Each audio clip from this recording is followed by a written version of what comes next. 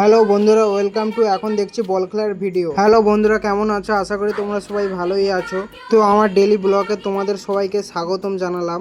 আমরা এখন ডিউটি করতে করতে দেখা হচ্ছে বল খেলা। যাই হোক, কেউ কাউকে এখনো গোল দিতে পারলো না। যা যা এখন কাজগুলো আছে কাজগুলো এখন সেরে নেওয়া যায়। তাড়াতাড়ি কাজগুলো সেরে নিয়ে এখন বল খেলা দেখতে হবে।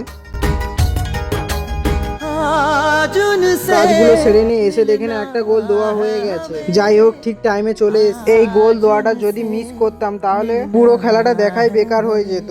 0-0 ছিল। যাই হোক, আর্জেন্টিনা একটা গোল দিয়ে 0-1 করে দিয়েছে। যারা যারা আর্জেন্টিনার ফ্যান তারা সবাই কমেন্টে জানিয়ে যাবে। একটা গোল দিয়ে দিয়েছে, এখন বসে বসে খেলা দেখা হচ্ছে। খেলা দেখতে দেখতে এটা কি দেখে নিলাম। মেসিকে মেরে কিন্তু একটা ফাউল হয়ে গেল। ভাবলাম যে এই জানা হলুদ কার্ড দেখিয়ে দেয়। খেলা দেখতে দেখতে কিছুক্ষণ বাদে আমার খিদে পেয়ে গেল, এই জন্য খেতে চলে এলাম।